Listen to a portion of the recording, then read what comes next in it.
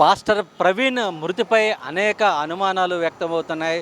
రోజురోజుకి కూడా ఈ మృతిపై అనేక ట్విస్టులు కూడా బయటపడుతున్నాయి.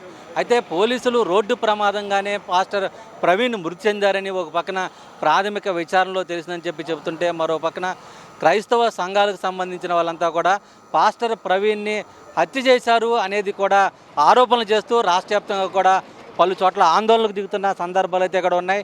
ఈ నేపథ్యంలోనే నిన్న పాస్టర్ ప్రవీణ్కి సంబంధించి కూడా ఒక ప్రాథమికంగా అంటే కీలకమైన ఆధారం ఒకటి పోలీసులకు లభించింది.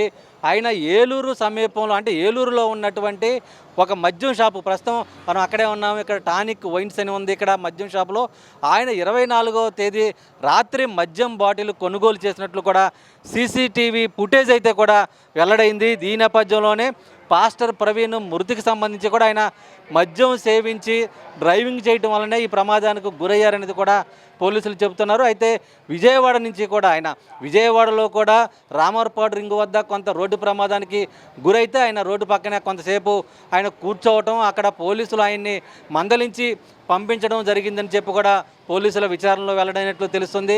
అయితే ప్రస్తుతం మనం ఎక్కడైతే పాస్టర్ ప్రవీణ్ మద్యం కొనుగోలు చేశారో ఆ మద్యం కొనుగోలు చేసినటువంటి షాప్ వద్ద ఉన్నాము. షాపుకు సంబంధించి అంటే ఏ టైంలో వచ్చారు ఏంటనేది కూడా ఇక్కడ ఆయన మద్యం కొనుగోలు చేసి ఫోన్పే చేయడం జరిగింది. దీనికి సంబంధించి కూడా ఇక్కడ మద్యం షాపులో ఉన్నారు. ఒకసారి వాళ్ళతో కూడా మాట్లాడదాం. సార్, అంటే పాస్టర్ ప్రవీణ్ అంటే మీ దగ్గరికి ఎన్ని గంటలకు రావడం జరిగింది? అంటే డబ్బులు ఇచ్చారా, క్యాష్ ఇచ్చారా, ఫోన్పే చేశారా? ఆయన ఎవరో ముందు మాకు తెలియదండి. అసలు పాస్టర్ ప్రవీణ్ గారని మాకేం తెలియదు. చాలామంది వస్తూ ఉంటారు, వెళ్తూ ఉంటారు. ఎవరో వచ్చారు, క్వార్టర్ కొనుక్కున్నారు, ఫోన్పే చేశారు. అంటే ఎలా వచ్చారండి, ఆయన ఎలా ఉన్నారు? హెల్మెట్ను ఫేస్ మాస్క్ ఏదో ఉందండి. ఏం తీసుకున్నారు? మంది ఏమైనా ఐడియా ఉంది? మరి ఎంత డబ్బులు? మంది ఐడియా లేదండి. ఏం తీసుకున్నారు ఏంటి ఐడియా. చాలామంది వస్తారుగా, గుర్తు ఉండదండి మాకు. ఫోన్పే ఎంత వేశారు? ఫోన్పే నిన్న అన్నారండి ఎవరో 350 వేశారు.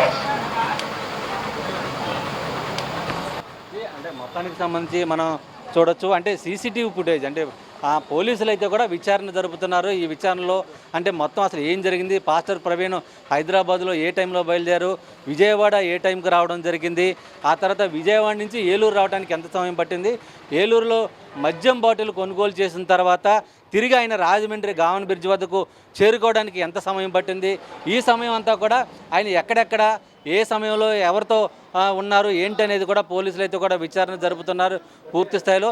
విజయవాడలో ఆయన దాదాపు 3 గంటల సమయం వెచ్చించడం జరిగింది. ఆ సమయం ఆయన ఎక్కడ ఉన్నారు, 3 గంటలు ఎందుకు ఉండాల్సి వచ్చింది, ఆ తర్వాత ఏలూరు వచ్చిన తర్వాత ఏలూరు నుంచి రాజమండ్రి గావన్ బ్రిడ్జ్కి వెళ్ళడానికి 1.5 గంటల సమయం పట్టింది. ఈ సమయం అంతా కూడా ఎంత పోలీసులు అంతా కూడా క్యాలిక్యులేట్ చేసుకున్నారు. అయితే ప్రస్తుతం పాస్టర్ ప్రవీణ్ మృతికి సంబంధించి కూడా పోస్ట్మార్టం నివేదిక అయితే కూడా రావాల్సి ఉంది.